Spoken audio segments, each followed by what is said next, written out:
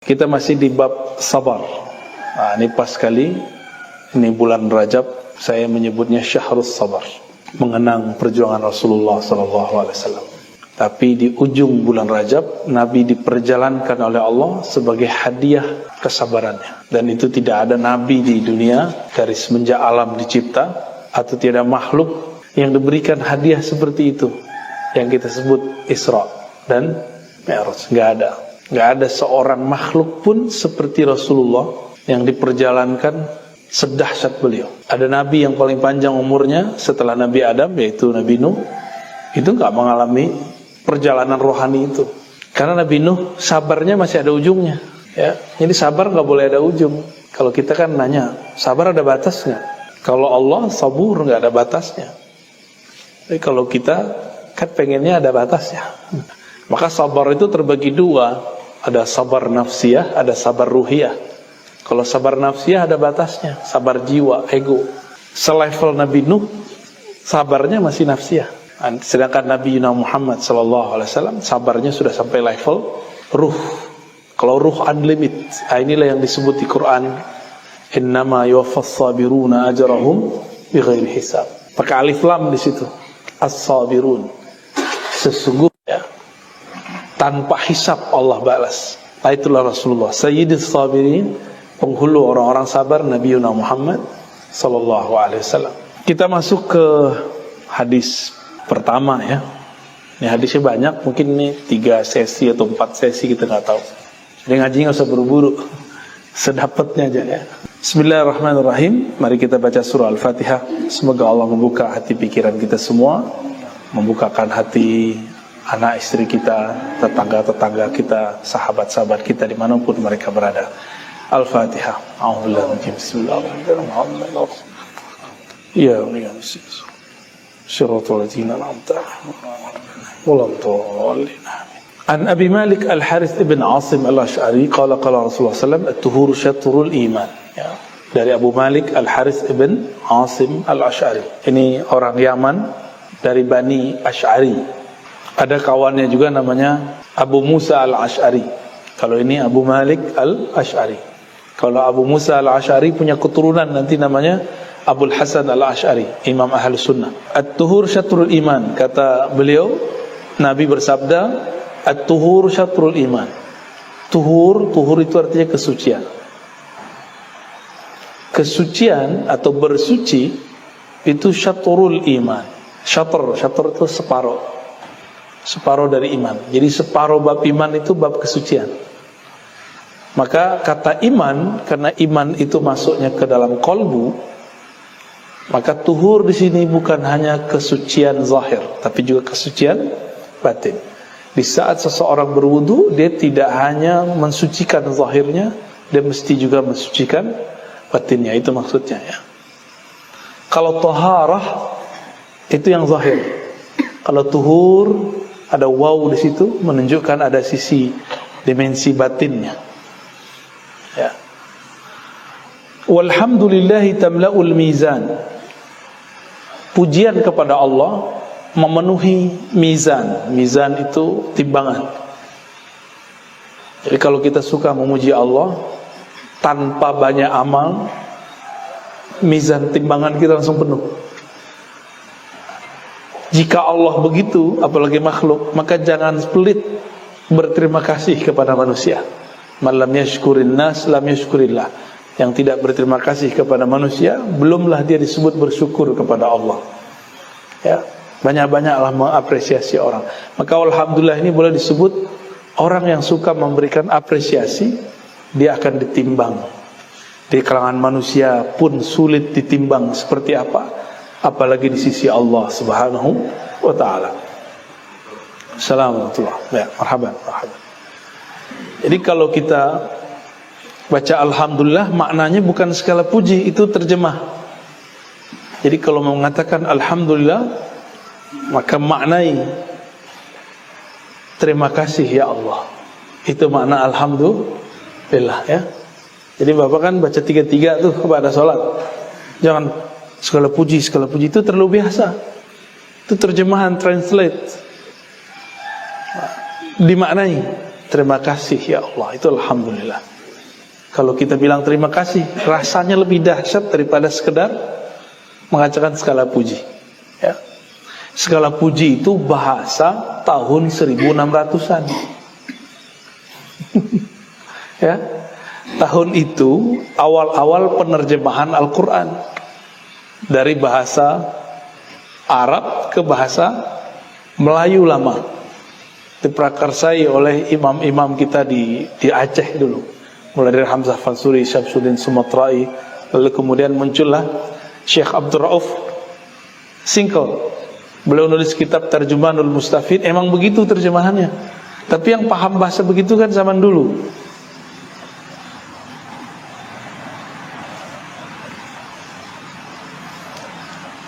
Wa subhanallah dan subhanallah. Nah, kalau terjemahan masa lalu apa? Maha suci. Ya. Maha suci Allah. Orang kalau sekarang ingat suci apa? Cucian. Ya. Maka kata maha suci kita boleh maknai dengan makna yang lebih pas. Maha suci, coba ayat tentang Isra Mi'raj, subhanalladzi asra. Enggak nyambung kalau diterjemahkan maha suci. Orang Arab itu kalau melihat sesuatu yang mustahil terjadi, itu namanya subhanallah. Artinya subhanallah, sangat hebat. Masya Allah, lebih lagi di atasnya, yaitu subhanallah. Enggak bisa kepikir oleh otak, tapi terjadi, namanya subhanallah. Ya, salamatullah. Ya. Itu perbedaan antara subhanallah terjemahan lama dengan terjemahan baru. Ya. Nah, dimulai Pak. Jadi kalau zikir Pak ada sholat, baca subhanallah, maha hebat engkau ya Allah. Kita kalau ngelihat ke badan, gak usah ngelihat ke alam, kita terlalu jauh. Alam dalam tubuh ini sudah terlalu banyak. Dalam tubuh kita ada puluhan ribu alam dalam tubuh ini. Mulai dari alam rambut, di rambut itu adalah alam lagi. Itu darah itu ada beberapa lapisan alam di dalamnya. Banyak sekali. Dan itu maka kita katakan subhanallah. Nah, ungkapan yang begini, kalau kita membaca subhanallah, maha hebat engkau ya Allah, terima kasih ya Allah, tamla'an, akan memenuhi timbangan amal. Amal apa yang dapat memenuhi mizan? Bukan amalan fisik, tapi amalan, kalau ungkapan terima kasih, mengagumi, itu amalan apa? Itu yang berterima kasih lisan atau qalbu? Qalbu. Jadi subhanallah itu ungkapan qalbu saat mengagumi Allah. Alhamdulillah itu ungkapan qalbu saat berterima kasih kepada Allah. Itu yang bisa memenuhi mizan. Kalau baca 400, 4.000, 10.000 itu gak penuh-penuh deh. Tapi sekali kita mengatakan maha hebat engkau ya Allah, langsung penuh. Itulah kenapa kemudian zikir itu diulang-ulang. Siapa tahu di angka kesekian rasa itu muncul. Itu rahasianya. Ya.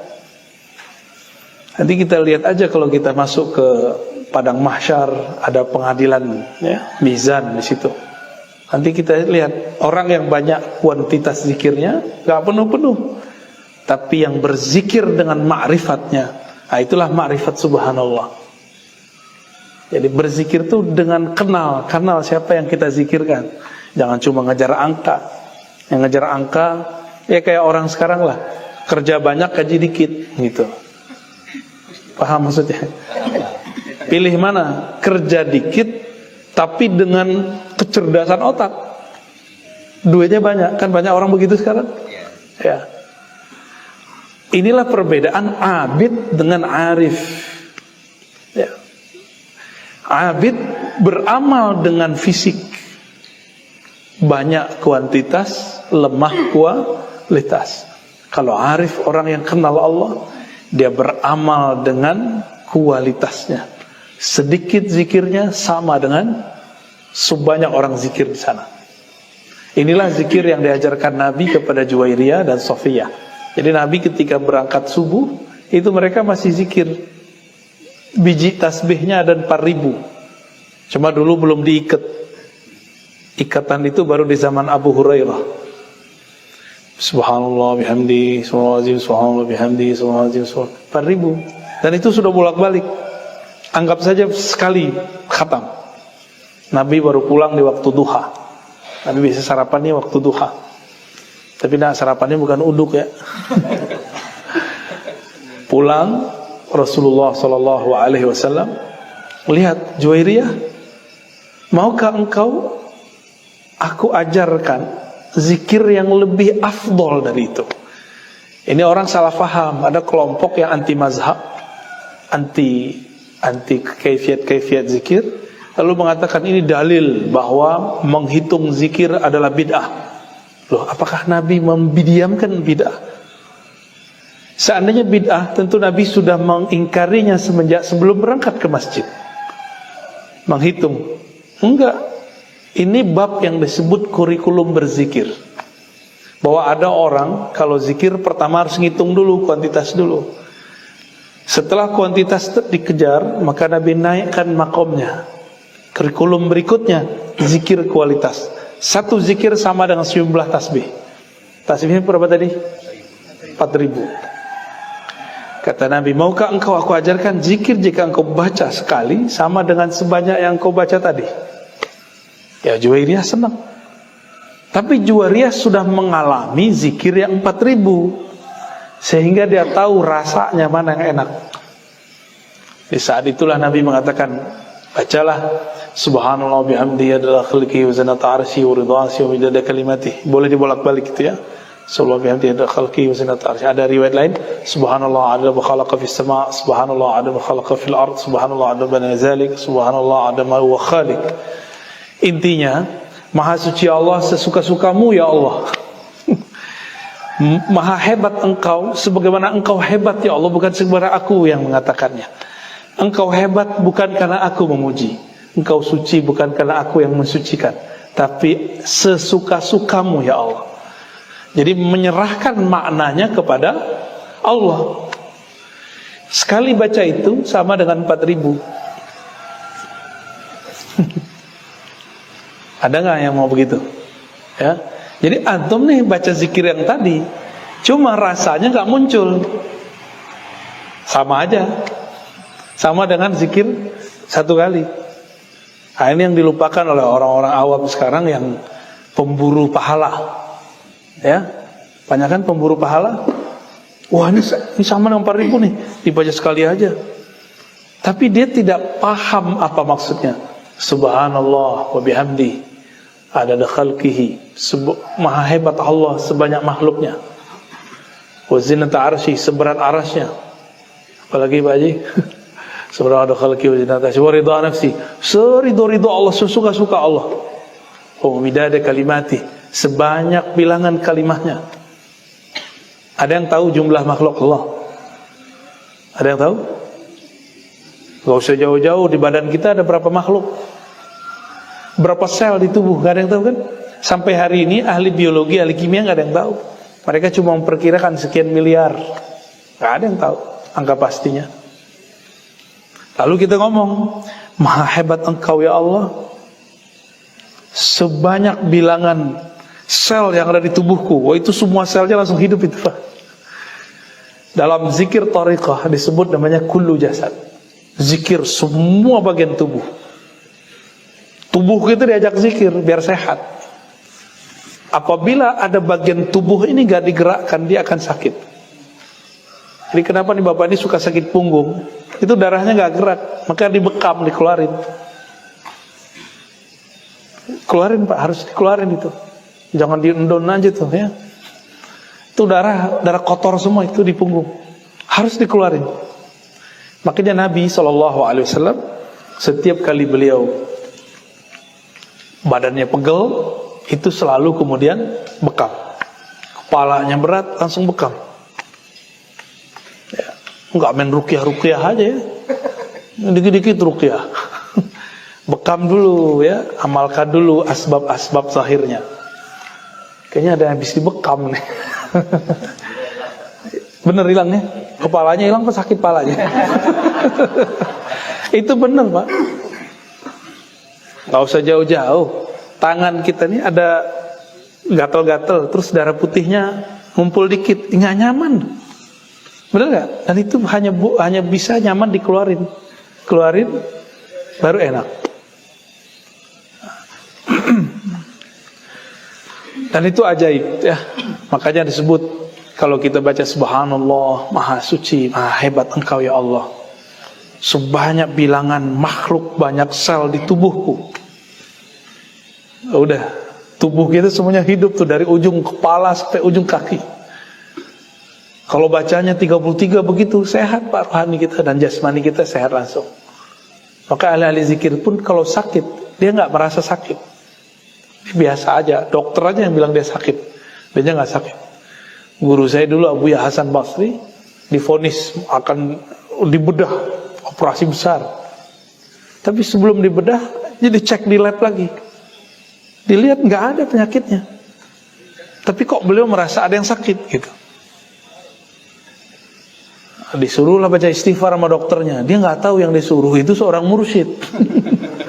Mursyid saya Pak, dia itu. Istighfar Pak, istighfar. Dia bilang, oke, istighfar. Udah besoknya pulang. Nah, jadi kalau baca subhanallah, mulai baca subhanallah dengan ma'rifat, bukan dengan adat, angka. Adat bahasa Arab pakai dal, angka. Nggak pakai angka lagi kalau bisa. Angka itu cuma kurikulum aja. Kok ada sekarang kelompok yang saklek dengan angka, baik kelompok anti sufi ataupun sufi. Ini lucu, ya. Yang anti sufi bilang hanya 33, kurang nggak boleh lebih bid'ah. Itu kan cuma contoh 33 itu. Emang kalau lebih nggak boleh? Ada. Terus ayat Qur'annya gimana? Ya ayyuhallazina amanu dzkurullaha dzikran katsiran. Wahai orang beriman, zikir sebanyak-banyaknya. Zikir sebanyak-banyaknya. Sebanyak-banyaknya itu versi banyak kita atau banyak Allah? Maksudnya banyak versi Allah. Ya. Udah segini umur Pak masih nggak ngerti juga ma'rifatullah, kan aneh. Masa harus anak muda yang ngajarin? Ya, harus mulai berzikir dengan ma'rifatullah. Kita pakai angka-angka sombong nanti.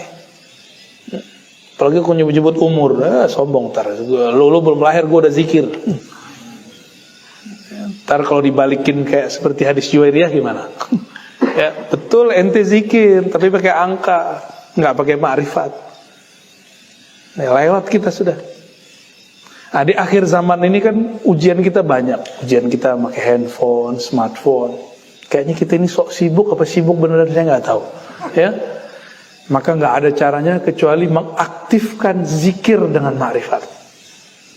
Yang dulu sudah Nabi kasih clue-nya, sekarang kita eksplorasi sebanyak-banyaknya. Ya, itu harapan kita sih di akhir zaman ini.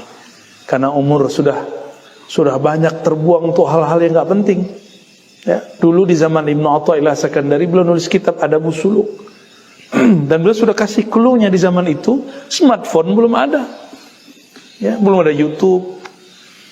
Belum ada yang mengganggu orang untuk suluk. Maka kitab itu saya ajarkan sekarang, puyeng orang Pak.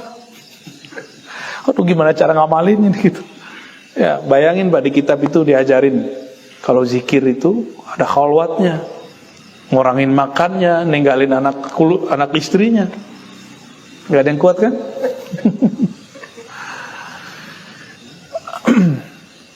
Au tamla ma baina as-samawati wal ardi was-salatu nur. Salat itu cahaya. Nur. Nur itu membuat apa yang ada di sekitar cahaya terlihat. Makanya ayatnya wasta'inu bis-sabri was-shalah. Kalau minta tolong dengan sabar dan salat. Gak cukup dengan sabar, mesti ada salat. Karena kalau kita salat, nanti akan ada pijar dalam kolbu. Allah tumbuhkan, Allah hidupkan, Allah nyalakan. Dengan nyalanya hati, kita jadi tahu masalahnya seperti apa. Jadi orang-orang yang tidak menghadapi persoalannya bis-shalah, dengan shalah, dia gak tahu persoalannya sebenarnya seperti apa. Nah, maka kita doakan supaya orang-orang yang ngurus negeri ini, dia kalau ada masalah, dia sholat. Ya, dia sholat 2 rakaat, itu bagus.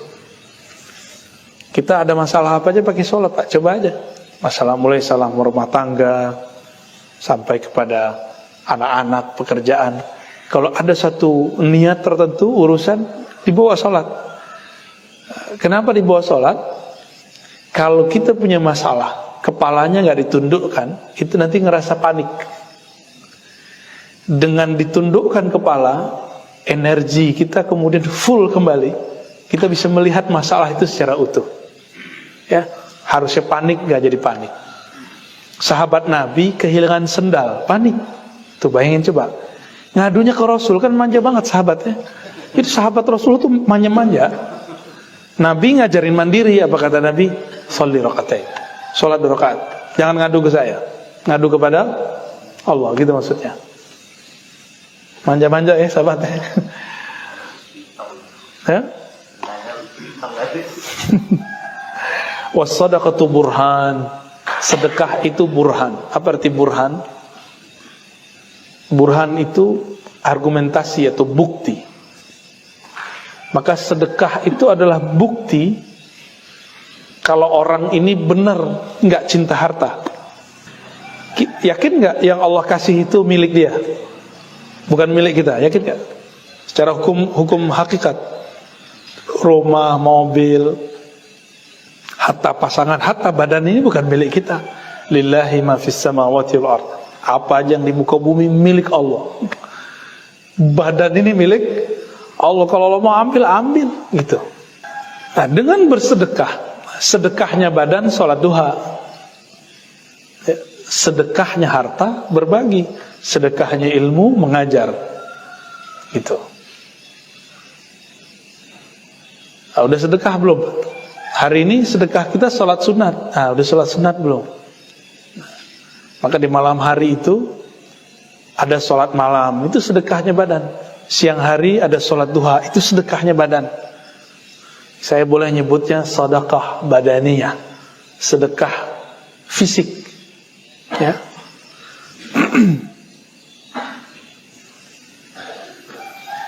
Nabi mengatakan harusnya setiap badan itu ada 360 persendian sulama. Setiap 360 harus disedekahkan. Kalau satu 360 Pak ya. Kalau satu 10.000 jadi berapa Pak? 360 tiap hari. Kuat gak? Kalau satunya 1 juta.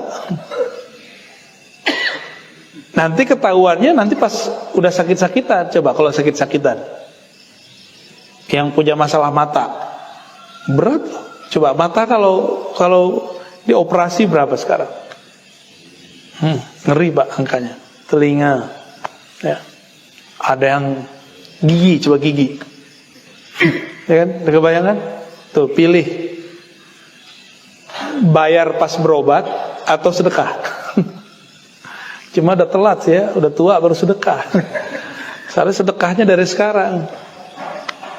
Sedekahnya seharusnya dari sekarang. Nabi mengatakan tabassumuka fi wajhi akhika shadaqah. Kamu senyum di wajah saudaramu sedekah. Ternyata orang barat kasih penelitian. Orang senyum mukanya itu terjadi olahraga di sini. Nabi nggak pernah melakukan penelitian, tapi Nabi diperjalankan ruhaninya. Jadi Nabi bisa lihat masa depan. Hasil penelitian sekarang Nabi udah tahu semua. Ya. Makanya Nabi kasih pengobatan yang inti-inti, selebihnya ikuti versi zaman kita. Wasabru dia. Nah, ini yang paling inti di pagi ini. Sabar itu dia. Jika sholat itu cahaya, sinarnya bersumber dari sabar. Sholat yang penuh kesabaran disebut tumaninah. Ya, sholat itu artinya doa. Maka wassalatu nur bisa juga diartikan doa itu cahaya, sinarnya dari sabar. Maka orang yang kuat sabarnya itu dirinya bersinar. Sinar inilah yang permanen, kalau dilihat di langit kelihatan berpijar. Jadi setiap hari malaikat turun, ini kan malaikat lagi turun nih, ganti shift. Ketika mereka naik, orang-orang yang sholat tadi subuh itu kelihatan bercahaya. Sampai sekarang kalau Bapak ini duduk begini, wah ini kenceng sekali cahaya ke atas.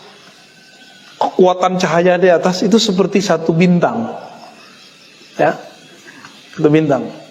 Nah, yang baru sholat sekarang tuh baru bercahaya tuh dari tadi tuh, kelip-kelip, redup-redup.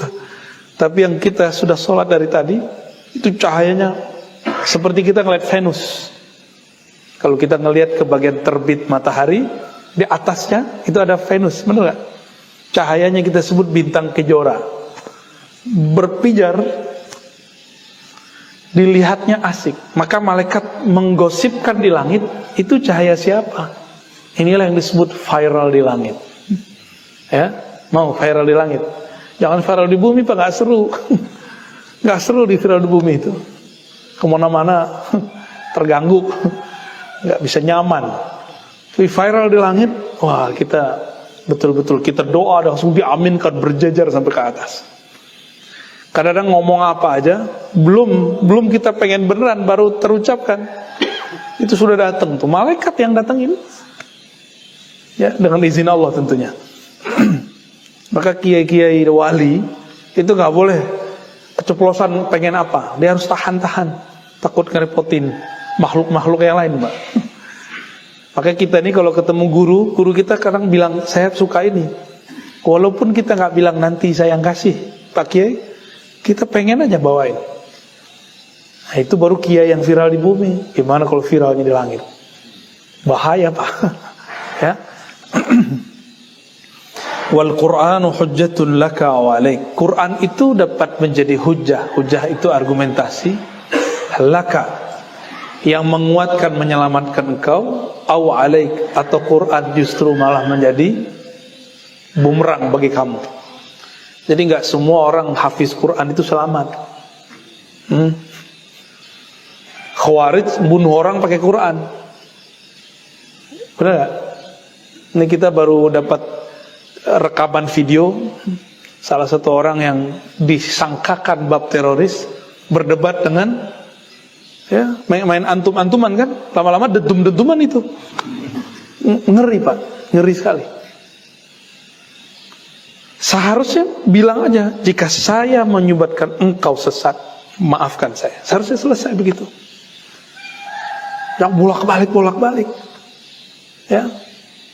Kalau di dalam diri kita ada nurul afu, cahaya memaafkan, cahaya minta maaf. Ya, minta maaf aja sih susah amat. Ya. Nanti di akhirat kan kita begitu semua. Ini baru persidangan bumi loh, Pak. Di akhirat nanti orang-orang disidang, mulutnya ngomong, gak ada saksi, tangannya ngomong, gara-gara kamu tuh kami tidak selamat. Kakinya ngomong lagi, badannya ngomong, semua ngomong, lidahnya sendiri. Ini hadis Imam Tirmizi. Di hadis Imam Tirmizi dikatakan begitu. Semua anggota tubuh berkata kepada lisan, wahai lisan, jaminan kami kamu. Kalau engkau selamat, kami selamat. Jadi nanti kita ini berdebat sama diri kita sendiri. Kalau itu kan masih sama jamaah ya. Kita nggak tahu hakikatnya siapa yang benar, siapa yang salah. Tunggu aja hasil sidangnya, Pak. Kita doakan baik-baik aja mereka, ya. Jadi Quran ayatnya suci, tapi kalau udah sampai di pikiran manusia belum tentu suci. Nah, tapi banyak orang-orang yang mengklaim pemahamannya suci cuma karena baca ayat tertentu. Tolong dibedakan Quran yang suci dengan pemahaman manusia yang pasti tidak suci. Pak Haji ini hafiz Quran, punya pemahaman Quran. Saya baca Quran, punya pemahaman Quran.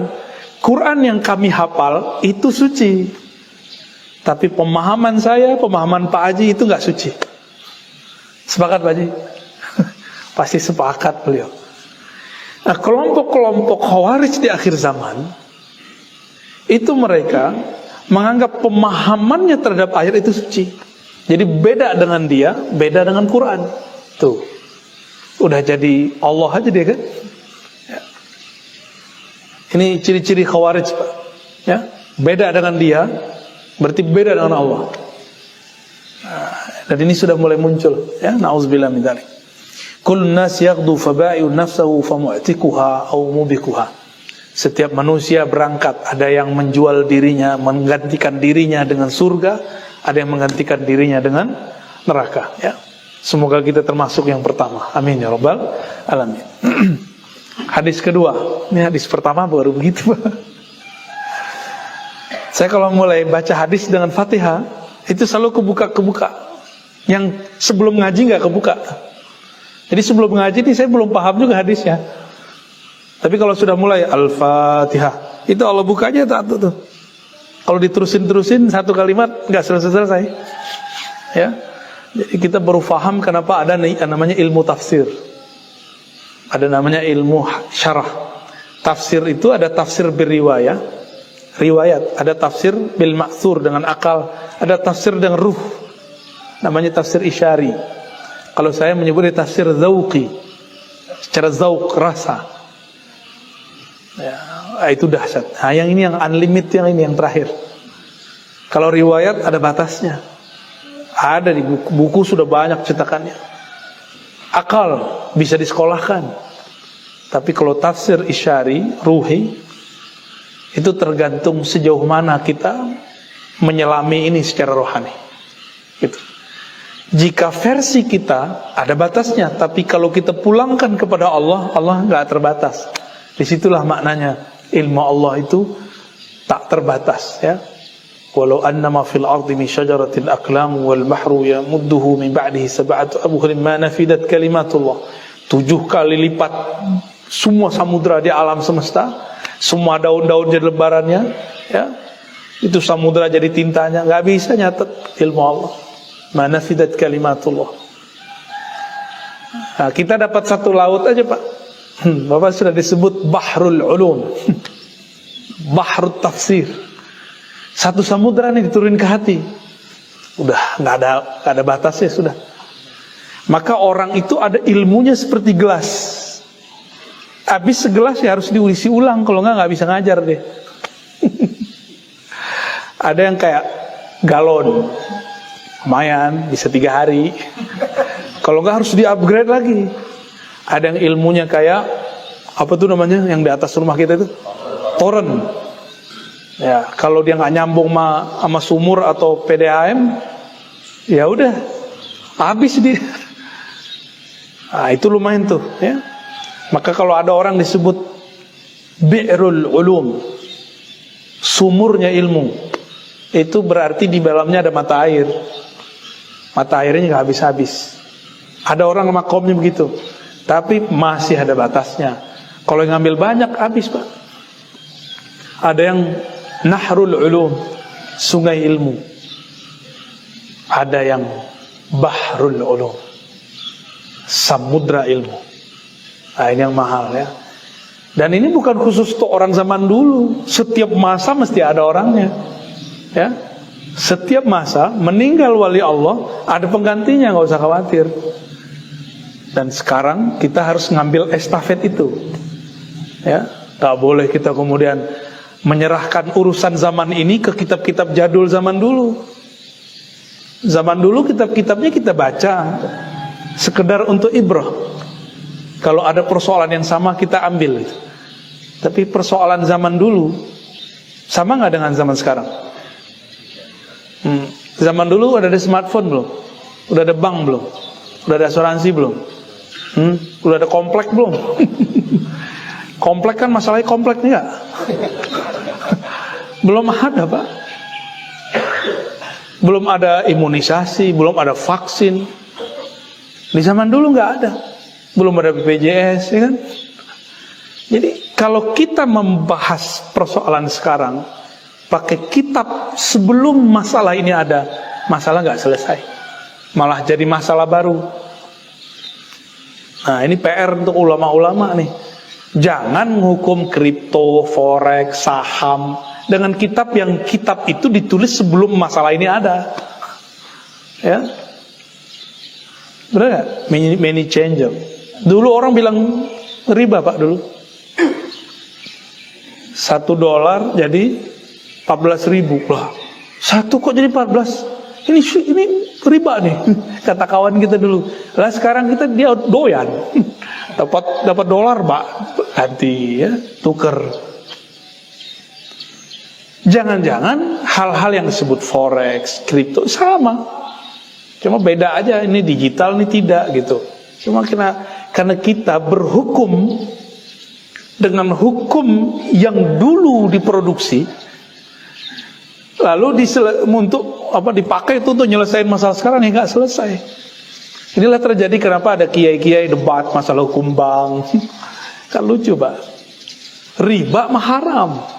Nggak ada dalil yang mengatakan riba halal, ya kan? Betul nggak? Lalu antum pakai penjelasan ulama di zaman bank belum ada untuk menjelaskan hukum bank. Ya nggak selesai masalahnya. Gitu kira-kira. Jadi jangan selesaikan masalah kita dengan kitab-kitab lama. Kecuali Quran. Quran ini kan umum. Quran itu babnya bab ijmali. Jarang-jarang sekali Allah berbicara tentang bab hukum muamalat secara tafsili. Jarang. Betul-betul Allah kasih semacam kelonggaran antaradin. Nah, imam mazhab kita keilmuannya sudah sampai pada level ruh. Makanya mazhab mereka relevan sampai sekarang. Itu yang saya ceritakan di bulan-bulan sebelumnya. Orang dulu kalau zakat mesti pakai benda, ya, fisik. Tapi Abu Hanifah bilang boleh dengan yang senilai. Di zamannya dia disebut najis oleh Hamad bin Zaid. Tapi zaman sekarang semua mazhab nggak ada yang nolak bahwa zakat fitrah boleh digantikan dengan angka. Caranya nggak mesti pakai beras, Pak Kiai ini saya beli berasnya, ambil. Ya kan gitu kan kalau di kampung? Saya mau zakat Pak Kiai, itu kan main-main, nggak praktis. Tapi boleh. Ya. Bener nggak? Begitu nggak caranya? Kayaknya di masjid ini masih begitu nih. Ya kalau Pak Haji bilang kita menghargai orang-orang yang menggunakan, oke. Tapi kan orang sekarang sibuk Pak, atau so sibuk. Sembari lagi di mobil, pencet jadi ya kan, tinggal kirim tandanya. Itu sudah dipakai oleh lembaga-lembaga zakat internasional, nasional. Masa kita belum pakai? Kira-kira begitu. Perkataan ini tahun 130 disampaikan oleh Abu Hanifah. Dan baru relevan di tahun 1440-an. Sekarang ini nggak ada yang nolak, ya, nggak ada yang nolak, bener nggak? Maka kecerdasan dia itu melewati akal dan riwayat yang ada zaman itu. Inilah namanya zauki, nyambung sampai ke sana. Ya. Jam berapa nih Pak Haji? 6. Sekali lagi ya. Hadisnya baru atu nih. Dari Abu Sa'id Al-Khudri, nama lengkap beliau Sa'ad bin Malik bin Sinan. Anna nasan min al-ansar sa'alu Rasulullah fa'atahu. Orang-orang Ansor datang ke Nabi minta-minta, Nabi kasih. Kaya atau miskin? Nabi itu kaya atau miskin? Terus siapa yang bilang Nabi miskin? Pecat dari umat Nabi Muhammad ya. Nabi itu bergaya miskin. Maksudnya sederhana. Iya, tapi Nabi gak miskin. Nabi itu presiden. Gaji berapa? Direktur zakat Pak. Dulu kawan saya direktur lembaga zakat gajinya 20 juta. Sama anggota DPR. Ada DPRD ya. Itu gak perlu korupsi itu. Karena kalau dia nggak dikasih segitu, dia bisa korupsi dan bahaya. Jadi orang-orang yang bergelimang dengan harta kerjaannya, dia harus disejahterakan biar dia nggak kemudian korupsi. Tetap aja korupsi kalau sebagian orang, ya, nafsu kan nggak ada ujungnya.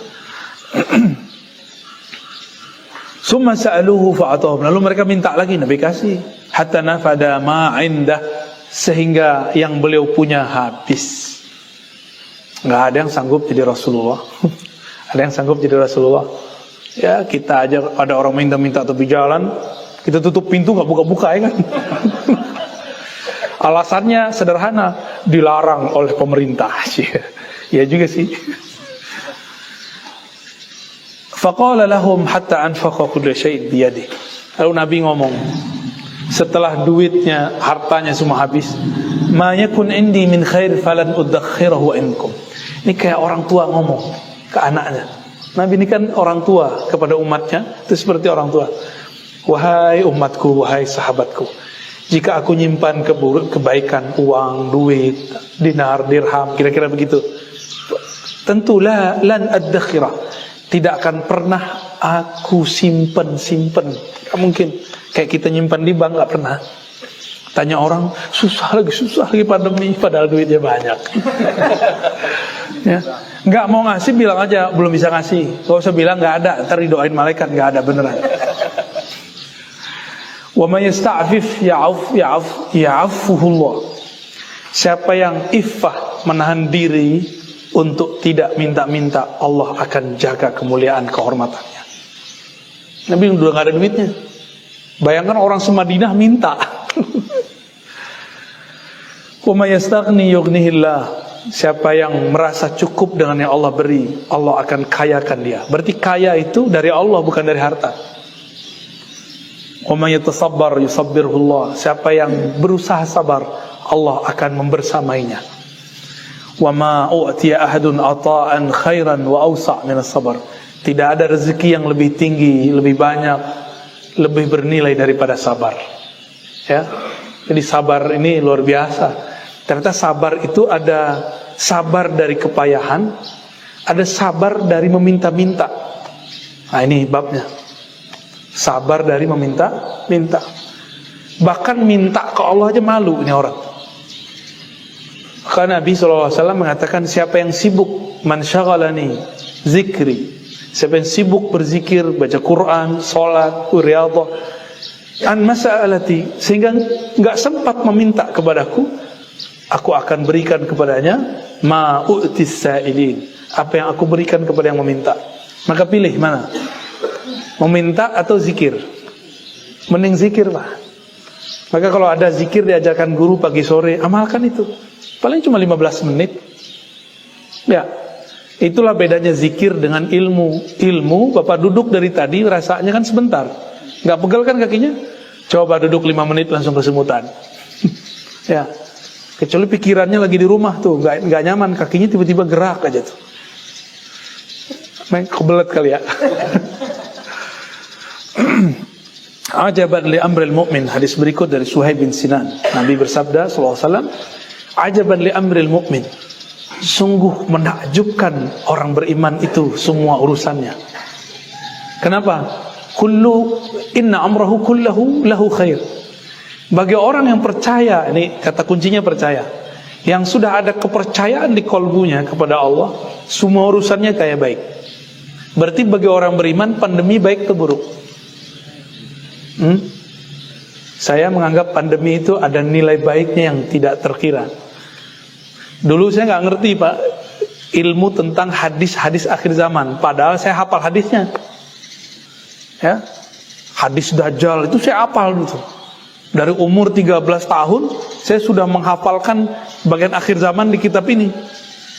Ada tentang bab tentang akhir zaman di kitab ini.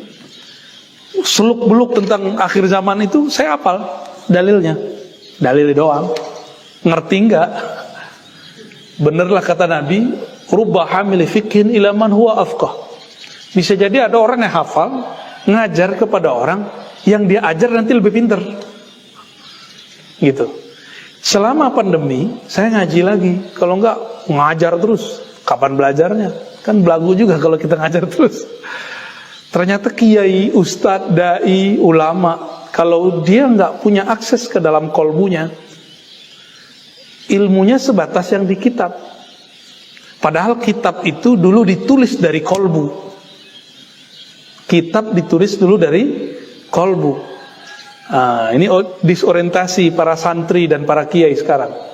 Mereka menghukumi bab kolbu dengan apa yang di kitab. Kalau nggak ada di kitab dia nggak percaya. Padahal semua yang di kitab itu dulu ditulis keluarnya dari kolbu. Maka jangan pernah menghakimi ilmu-ilmu ma'rifatullah pakai kitab yang kita nggak ngerti. Banyak hari ini kawan-kawan saya terhijab, terhalang untuk belajar ilmu tentang ma'rifatullah, cuma karena dia bilang, kok di pesantren saya nggak ada ya orang ngaji begitu. Ya pesantren ente sih ya. Gurunya kan nggak mungkin ngajarin ma'rifat orang baru sampai MA, madrasah aliyah, nggak mungkin diajarin ma'rifat yang tinggi-tinggi. Mesti diajarin yang sesuai dengan umurnya. Di sini dikatakan wala isadzalika li ahadin ilal mu'min. Yang menganggap segala sesuatu itu baik cuma orang beriman. Jadi saya mau nanya lagi nih, pandemi ada baiknya nggak? Kayaknya yang diam masih ragu nih. Jeritat gitu ya, dompet sepi gitu ya. Pasti ada baiknya. Dulu kita sering mikir gini, coba kalau saya liburan, saya pengen sholat bareng anak-anak, ya kan? Mimpin sholat anak istri. Selama pandemi ada namanya WFH ya. Dan kita waktu awal-awal kita sholat di rumah semua kan? Dan itu nikmat sekali Pak. Bagi saya nikmat sekali karena saya tinggalin istri lama kan, dan anak lama. Keluar baru balik setelah seminggu. Nikmat sekali. Kalau Bapak kan berangkat pagi pulang sore. Kalau saya enggak, berangkat sekarang bisa pulang-pulangnya sebulan. Dan itu nikmat sekali, bisa bersama ya. Jadi nikmatilah pandemi ini ya. Kita kerja aja sebisanya kita kerja, yang penting bisa makan, bisa berbagi, pengen apa cukup, ya. Bener nggak? Itu yang rezeki, pengen apa cukup, pengen keluar negeri bisa, ya kan? Pengen mobil boleh, pengen motor jadi, ya itu Pak, ya rezeki itu yang penting cukup, bukan berlebih ya. Berlebih Allah nggak ngasih izin, berlebih bagi. Gitu. In asabathu sarra syakara fakana khairan lah, wa in asabahu dharra sabara fakana khairan lah. Jika dia asabathu musibah. Jadi ternyata musibah bahasa Arab itu dua cabangnya, ada musibah kebaikan, ada musibah keburukan. Tapi bahasa Arabnya bukan keburukan ya, sarra sesuatu yang menggembirakan. Jika dia dikenai oleh sesuatu yang menggembirakan, sesuatu yang mengenai kita, namanya musibah. Jadi asaba yusibu ya, musibatan. Musibah itu bahasa Arab, itu artinya sesuatu yang mengenai kita,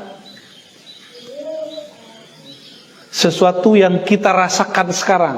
Maka wa in asabathu, jika dia merasakan kebahagiaan, syakara, dia bersyukur.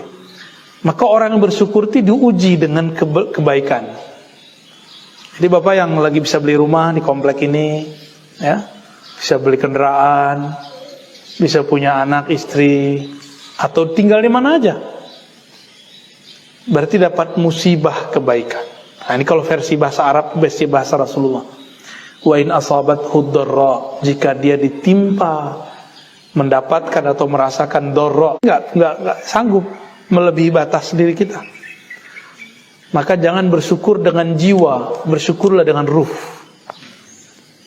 Kalau dengan jiwa enggak kuat, ya, maka orang bilang, saya enggak sanggup Pak, saya enggak sanggup Ustadz. Kita banyak orang ngomong begitu.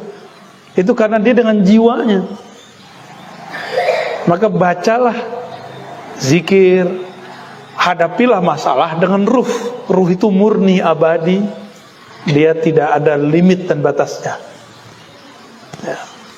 Ngadepin pasangan jangan pakai perasaan Pak. Ya, makan hati ya. Kamu udah bertahun-tahun hidup aku kok begitu-gitu aja. Nah itu kalau pakai nafsu itu ya. Tapi kalau pakai ruh, emang begitu. Jiwa itu emang begitu. Harus ngalah ya. Udahlah dulu, udah 3 hadis. Ya. Mau ada tanya jawab? 2 pertanyaan? Atau cukup? Oke, 1. Silakan. Assalamualaikum warahmatullahi wabarakatuh. Pakai nih ya.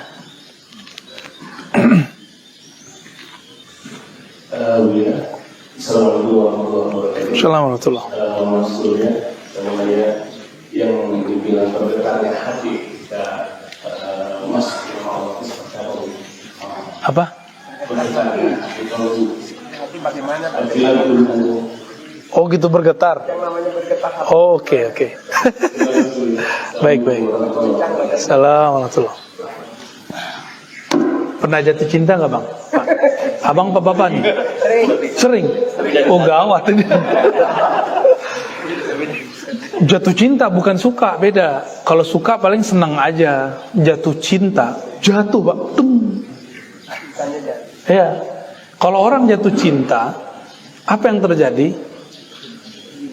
Kolbu itu kan dia bergerak. Jika dia berhenti, dia bergetar. Begitu. Jadi jika kolbu itu tertarik oleh sesuatu, dia akan menahan gerak itu dahsyat sekali. Kok bisa kolbu itu bergetar? Jika dia menyebut, melihat, mendengar sesuatu yang si kolbu itu bikin tenang. Dan dia mesti kenal. Makanya bapak ini ketemu artis belum tentu deg-deg kolbunya. Ya. Tapi kita ketemu nih, mohon maaf ya, teman masa lalu, kita senang sama dia. Wah itu jantung berdebarnya luar biasa tuh. Bener. Allah itu sudah kita temui sebelum kita lahir. Alastu birabbikum. Maka jika namanya dimasukkan ke dalam kolbu, kolbu langsung menghadap kepada ruh, langsung dia bergetar. Karena cinta lama bersemi kembali. CLBK. Jadi kapan kolbu bergetar? Idza dzukirallah wajilat qulubuhum. Jika cinta hakikinya dikenang kembali. Gitu. Ya? Dan itu tekniknya ada. Nggak boleh diobral.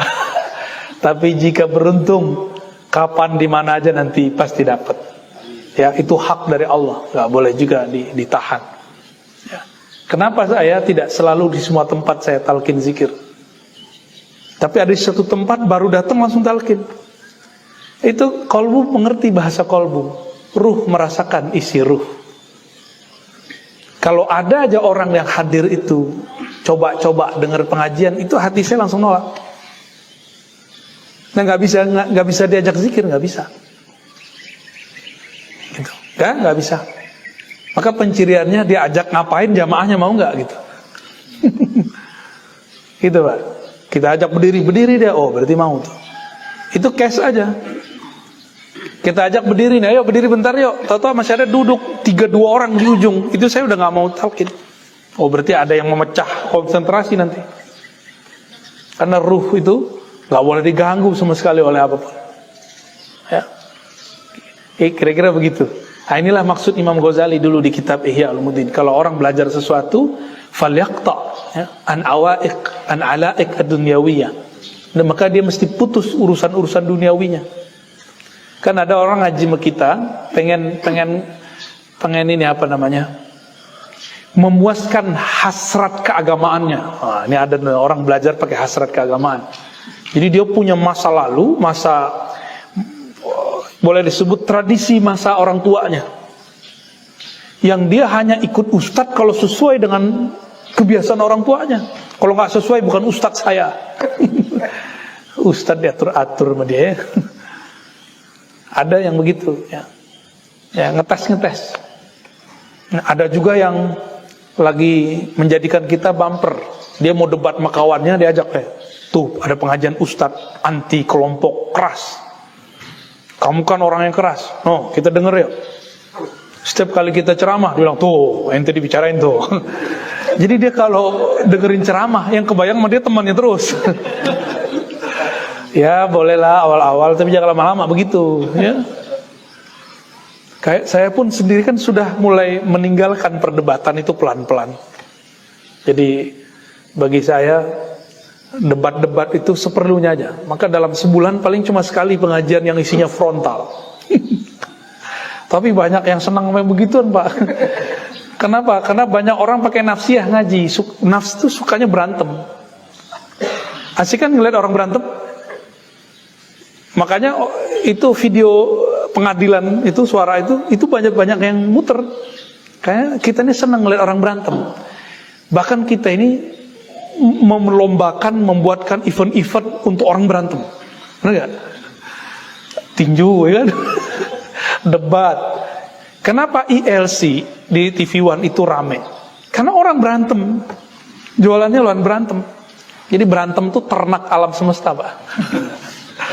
Alhamdulillahirabbil alamin. Gitu ya. Jadi itu kenapa kalbu bergetar, karena dia mengenang cinta sejatinya. Cinta sejati itu bukan suami istri. Cinta sejati itu cinta yang dulu kita bersumber dari dia dan akan berpulang kepada dia. Nah, ini yang jalan ini yang harus dicari pulang. GPS ma'rifatullah. Ya. Maka mengenang jalan-jalannya akan bikin getaran-getaran dahsyat. Ya. Dan itulah orang-orang yang bahagia, visinya jelas. Ilahi anta maksudi wa ridhaka matlubi, itu kata-katanya. Kalau Qur'annya wa ma khalaqtul jinna wal insa illa liya'budun, itu artinya sama. Ini bahasa ayat, ini bahasa munajat. Ya. Semoga kita yang hadir pagi ini diberkahi oleh Allah Subhanahu wa taala. Semoga orang tua kita, guru-guru kita diampuni oleh Allah Subhanahu wa taala. Tetangga kita diberikan rahmah, ya. Biar kolbunya lebih lembut, kurang gesekan. Amin ya rabbal alamin, ya. Dan untuk kita dan keluarga, semoga Allah selamatkan dari siksanya dan Allah berikan ridhonya. Radina billahi rabba wa bil islami dina wa bi sayyidina Muhammadin nabiyya wa rasulah. Ya Allah, kami ridha kepada takdirmu, ketentuanmu. Kami ridha dengan semua kehendakmu. Apapun kehendakmu, maka itu kehendak kami, ya Allah. Rabbana atina fid dunya hasanah wa fil akhirati hasanah wa qina adzabannar. Sallallahu ala nabiyyina Muhammad walhamdulillahi rabbil alamin. Subhanakallahumma wa bihamdika asyhadu an la ilaha illa anta astaghfiruka wa atubu ilaik. Assalamualaikum warahmatullahi wabarakatuh.